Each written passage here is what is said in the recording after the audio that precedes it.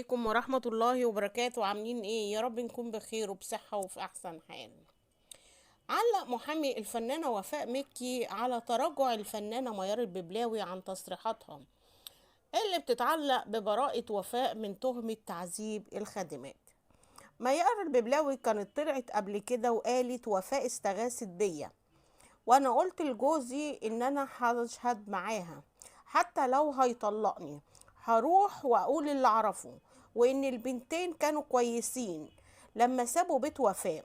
لكن بعدها في تاني يوم لما جوزي راح شغله لقيت ورقة مكتوبة عليها لو عايزة ابنك يندبح اشهدي مع وفاء، ولقيت الورقة ديت في صندوق البريد الخاص بيا، وانا محتفظة بالورقة دي لحد دلوقتي. لو حتى عايزين ياخدوا الورقة ويعملوا لها زي تحليل او يثبتوا ان كانت مزورة ولا لا. جوزي لما شاف الورقة دي خدني وسافرنا بحجة ان جدته مريضة وهنقعد معاها. ما رجعناش الا لما اتحكم في القضية. وقتها جوزي قال لي خلاص اتحكم في القضية ومش هتعرفي تعملي حاجة. يا اخي طب هتروح من ربنا فين؟ بس بتقول انا ربنا يسامحني ما قدرتش اعمل حاجة، وده كان من 23 سنة. والحمد لله اني قلت، والموضوع ده كان تعبني.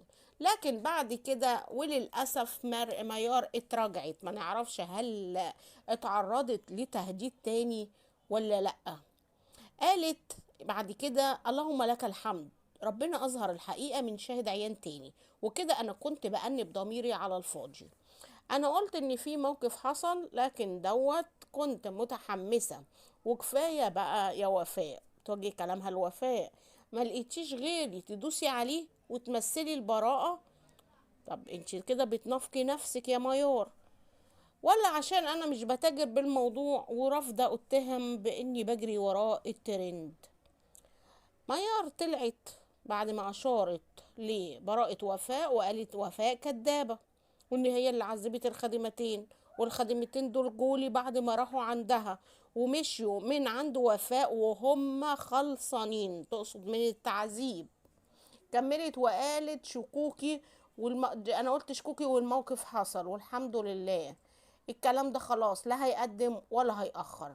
ثم سؤال انا بوجهه لوفاء دلوقتي، فين دليل براءتك يا وفاء؟ انا قلت للناس ان حصل كذا وكذا، لكن دلوقتي خلاص شهادتي ما بقاش ليها قيمة خالص. لا طبعا دلوقتي ده موضوع براءة متهمة بعد 23 سنة، بس برضو ربنا بيظهر الحق ولو بعد حين.